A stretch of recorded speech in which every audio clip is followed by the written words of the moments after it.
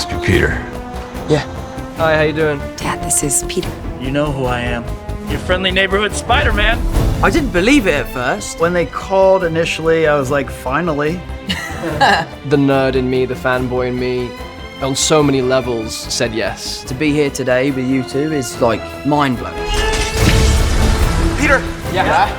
Oh, sorry. I don't remember where the idea started, but just talking through it, it was like, that would be crazy. That's impossible. How do we do it? All right, let's get to work. This character moves me in a way that very few things do. To see this come together was really moving to me. Wow, this is gonna be deeply special for people and for me as a fan, and I just feel incredibly grateful. It's like nearly 20 years worth of cinema coming together for one film. To now sit back and watch that is really amazing. Hello. Am I becoming an elder statesman? Maybe I am. It warranted the biggest solo superhero movie that's ever been made. It's a continuum of Spider-Man. All of these movies are now part of the same thing. Getting on my nerves. I have a knack for that. Knock it off, man. It's so layered, it's so nostalgic, and opens up the multiverse and allows for us to have... I didn't catch it. It's worthy of Spider-Man. I want Spider-Man! It was nice to be able to have everything coalesce into, at its essence, this simple story of Spider-Man.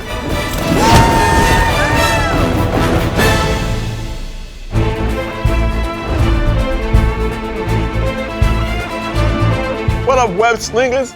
This is my good friend Martin Starr. This is my good buddy, JB Smoove. But do you want the first shift or the second? I could take either. Give me the third shift. Take an ambient. We welcome you to All Roads Lead to No Way Home, a look back at 20 years of the Spider-Man movies. Woo! Introduced by the great Stan Lee and Steve Ditko in the pages of Amazing Fantasy number 15 way back in 1962. Spider-Man wowed comic book readers at the time and never looked back. Woo! Spawning everything from cartoon to Under Rules, I had to pay Under Rules, to 8 films and counting. Here we go.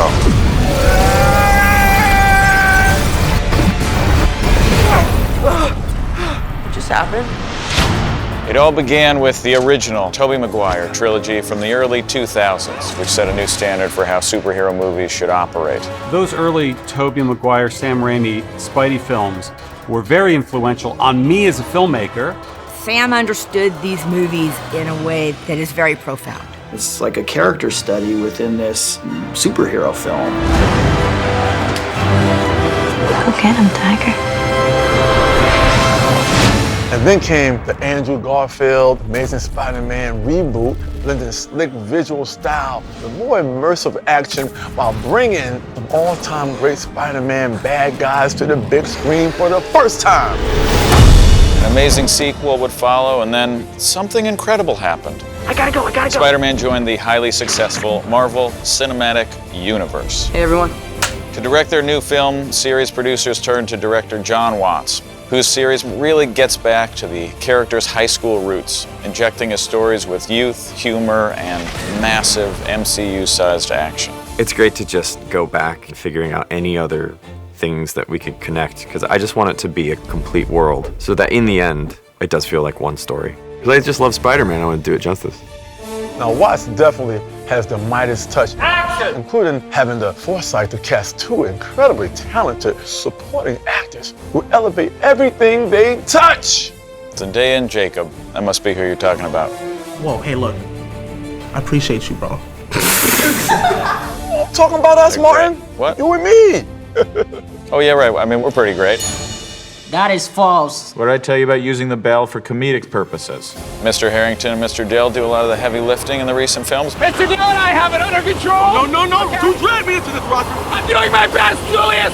But this isn't just about us. This is about getting the folks at home up to speed on the Spider-Man movie history. Whoa. You're absolutely right. Thank you. Because a hero's work is never done! That sounds familiar. I believe there's a hero in all of us. Gives us strength, even though sometimes we have to give up the thing we want the most. You have a gift. You have power. Are you going to step up or not? I don't know if that's me. I'm not Iron Man. I made a choice. It's my gift. This is my path. This is my chance to prove myself. Who am I? Peter. Peter! Hello, Peter. I'm just Peter Parker. Spidey suits change and evil villains come and go, but there's always been one constant anchoring all the Spider-Man films, and that's the one and only Peter Parker. Heard of him? People think that Spider-Man is a man, that he's this grown superhero, but he's really not. He's a kid with everyday kid problems. What's up, guys? Peter Parker. It's such an international character because I believe that there is a Peter Parker in all of us. They love me. Peter Parker brings something to everybody, doesn't he? Yes! I think the essence of Peter Parker is going to be constant no matter how the character is played. That fundamental idea that with great power comes great responsibility, and Peter's trying to use it to do the right thing. I am the most famous person in the entire world. Man, I'm still broke. Back in 2002, Tobey Maguire became the first actor to bring Peter Parker to life on the big screen. I just was looking at this character and Sam's vision, and then how I read the script and what I wanted to do with it. And then sometimes I'd put on tights and get on wires and stuff. Audience were immediately drawn to his likable off-kilter delivery and transformed physique. It is a bit of like jumping out of a plane and figuring out how the chute works on your way down.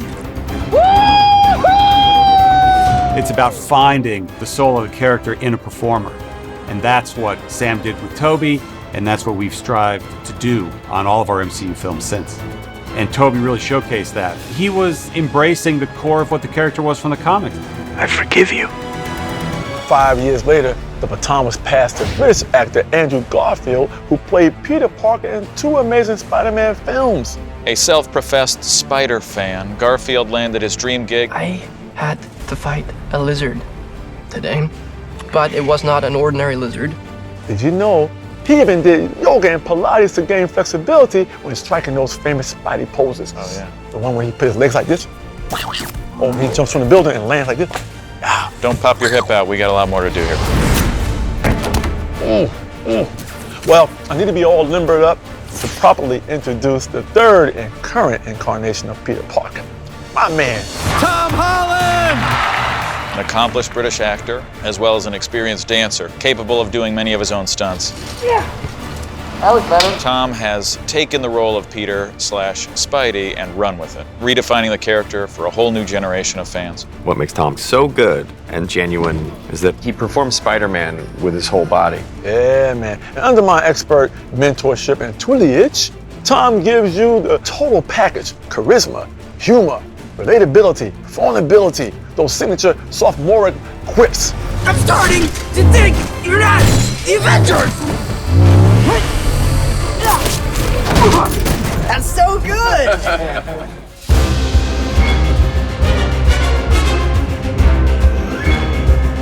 When they put all 3 of us on camera for the first time in our suits, we all just burst out laughing. Just kind of spontaneously, like all looking at each other like, this is so weird, but I love it. It was like me and Tobey arrived and all of their arms were just kind of open. So we were just like enfolded into the nucleus with them. It's like Spider-Man heaven. I felt really connected and really appreciated. There was a sense of coming back to something, and working with Andrew and Tom was really dear to me. The interaction and the respect between Tobey Maguire and Andrew Garfield and Tom Holland is really something. I think I can... To see them in their suits and to laugh and joke and swap stories about their experiences and my experiences, that has been the highlight of my Spider-Man career, getting to share it with those guys. It resulted in this very, very beautiful experience where I got to have a bit more closure on something that means so much to me. Are you okay? I liked the idea that they show up helping Peter complete his arc and to make the right decision and maybe not make the mistakes that they made. But along the way, you know, they get some closure as well and some catharsis on their storyline. I love you guys. Thank you. All right, let's do this. Let's go.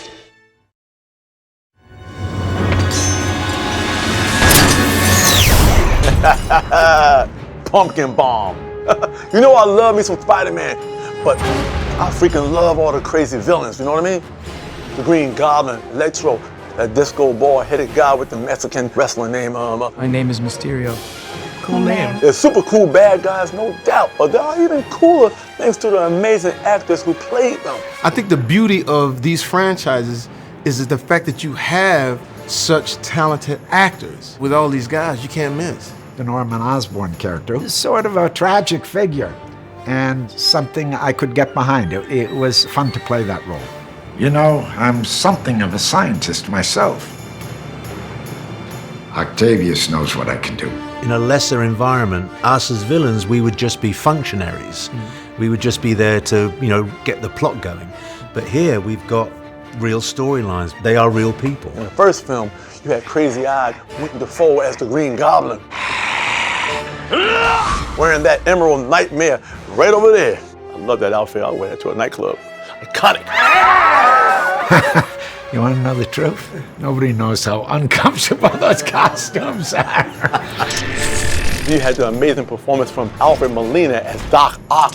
It's been very nice to come back to something that is familiar, but at the same time completely new. Looks like we got competition. There's some real depth to it, and that's what makes them interesting. I'm sorry, what was your name again? Dr. Otto Octavius. No. There's no way your name's Dr. Otto Octavius. Wait, seriously? We've met Venom for the first time. Woo. Thomas Hayden Church made a killer Sandman too, looking like he came straight out of the comic books or on the beach. We were treated to Reese Evans as the Lizard. A quick cameo from Paul Giamatti as the Rhino. Jamie Foxx as Electro. You got a lot of great minds here, man, and when you have that type of dynamite, that type of TNT, I mean, people are gonna go along for the ride. I think people are gonna marvel. Oh, man. And poor Dame DeHaan literally fell apart to become the new Green Goblin. But how you gonna top Michael freaking Keaton as Vulture? Can't be done! He was so intimidating, it required no acting on my behalf because I'm just meant to be terrified. There is no one who could play that role better than he could. I thought this was the anti-gravity gun. No, that's that one. But come on, Jake Gyllenhaal also totally nailed his turn as Mysterio in Far From Home.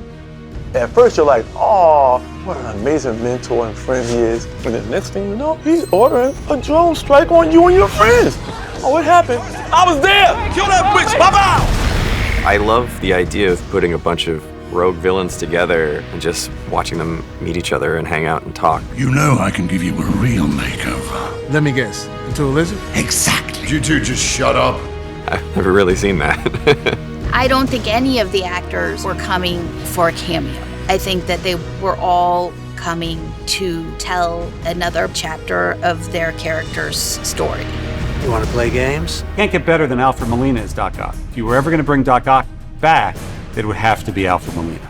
And we realized that thanks to the MCU, there's a way to do that. And that's what No Way Home is doing, playing honor in a very direct way to the Spidey films that have come before. I think I can say this for all, we're all fans. Yeah. And it's a wonderful world to be in. If I say so myself, we're having a lot of fun. The wonderful thing about working on these movies is that we have been working with unparalleled actors. I mean, actors are everything. We live in an amazing time in history, people, when we've been gifted not one, but two Mary Jane Watsons in our lives. The always charming Kirsten Dunst played her in the initial trilogy, providing us with a wonderful performance and perhaps one of the most iconic screen kisses of all time.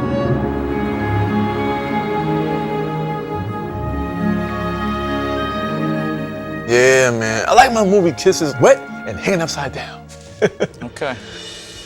Our co-star Zendaya would eventually take the MJ mantle in the most recent films, bringing a very funny, more modern spin.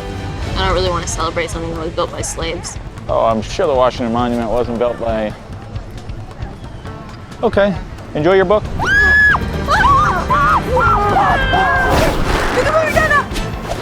But we never got to see the kiss again. Never doing that again. Well, I don't know about that.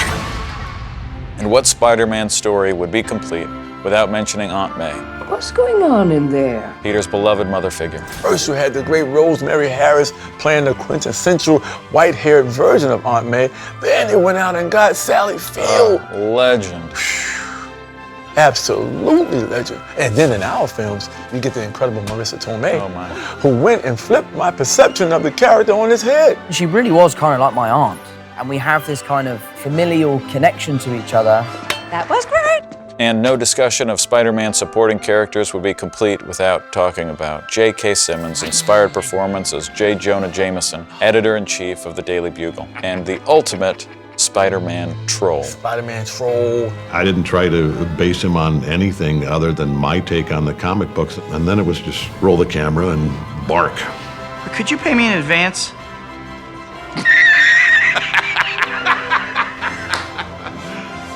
You serious? J.K.'s performance was so damn good in the original trilogy that they didn't even bother recasting the character when he shows up at the end of Far From Home, because who wants to live in that flat-topped shadow?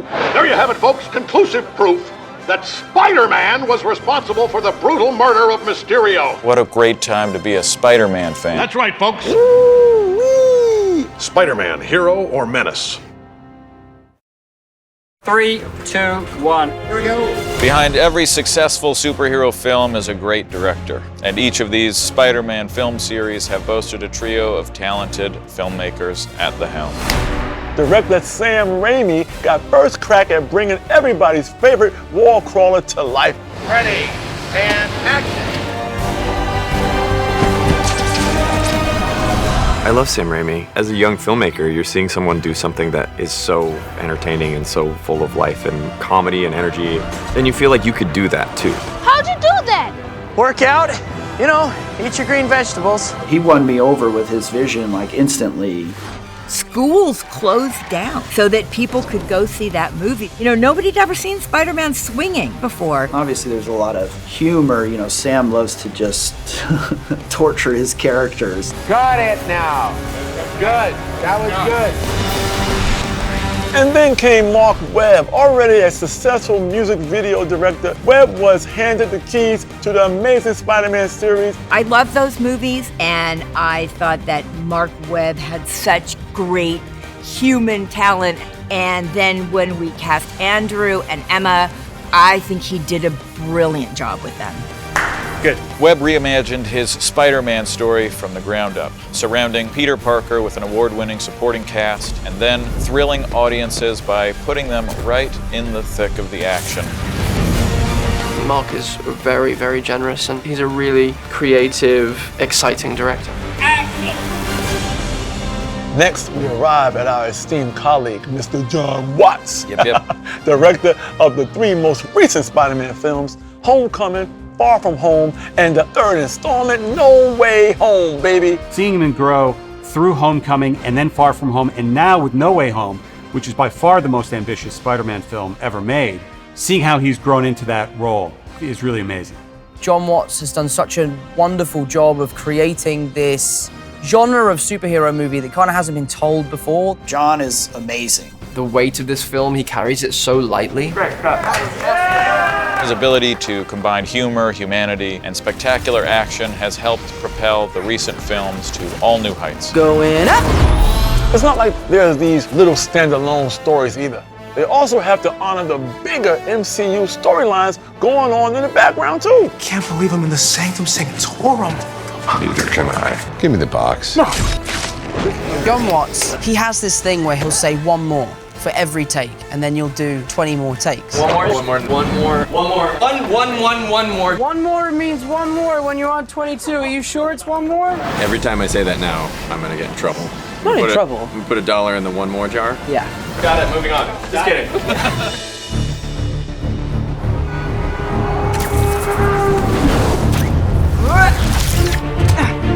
Spidey has some hops. I could do that in my younger days. I believe you. Each film series has taken its own stab at adapting Spidey's unique powers for film, resulting in some of the craziest action and stunts you're ever gonna see, requiring the lead actors to dive headlong into training, fight choreography, and lots of wire work. In the original trilogy, the VFX team blended large-scale practical effects with state-of-the-art digital effects from the time to give audiences their first glimpse at web swinging on the big screen. It also holds up too. 10 years later, digital effects had advanced to the point where Mark Webb and his VFX team were able to drop you right into Spider-Man's POV in The Amazing Spider-Man for an even more immersive thrill ride through the streets of Manhattan. All right, good, and cut. I thought about the nature of Spider-Man and how important it was for us to reinvent the language of Spider-Man. What you got for me today, New York? But then, Homecoming gave us that incredible ferry disaster sequence, which gets one-upped by Spidey's epic mid-air battle with the Vulture on the surface of a stealth plane. Absolutely incredible. Safety first. Then in Far From Home, you're treated to these massive elemental battles, but they turn out to be just an appetizer. And what about that sick Mysterio illusion sequence where he brings all of Peter Parker's inner fears to life? Zombie Tony Stark about to eat his brain! And then wham! He gets taken out by the Euro rail. You hated to see it, but it had to happen. It blew my mind and made me question reality myself. This is Peter Parker, Spider-Man, they're bees from other universes. They're here to help. This is the wizard that I was telling you about. From a choreography standpoint, it's interesting because Spider-Man's never fought with Spider-Man before. And I think what we want to try and explore is an element of us trying to figure each other out and figure out our each individual unique styles of how to be Spider-Man. And the amazing thing about working with Marvel and Sony is that the sky's the limit with these films. There's no idea that's too crazy. So if you want to do a quadruple backflip over an electric zap or something, that can happen. So it's so fun being able to just sit down, play with the stunt team, and figure out how we're going to make this film bigger and better than anything before. No, I really think that you should have a disguise. An effective one, but also one that's funny. The Spider-Man costume is probably, with no exaggeration, one of the best graphic design elements in the history of graphic design. So are you gonna go into battle dressed as a cool youth pastor, or you got your suit? We were talking about the idea of how cool it is to wear the Spider-Man suit, but in reality it takes 3 people and 5 shoehorns and a lot of talcum powder and oil and like 45 minutes. Are you still using talcum powder? I'm still on like the secret. The talc. Yeah. Is go on. I'll Yeah, tell you yeah, what. we'll- I'll tell you the we'll- secret we'll- later. we'll catch I up. figured it out. Can I just go back to the trick about putting on the suit? Because this is practical stuff yeah. that I want to know. So we have these plastic bags that I put over my feet. Ah, slippery. And then they slide right in. Slidey. But the only thing is you get mad sweaty feet. Tell me more about that. I don't know about you, man, but my juices are flowing. Yeah, right there with you, buddy. We hope that you enjoyed this trip down Spider-Man movie memory lane as much as we enjoyed putting this thing together with the help of some very talented people. He's JB Smoove. And this guy right here is Martin Starr. Thanks for watching. What are you spraying? What are you doing? We lost him.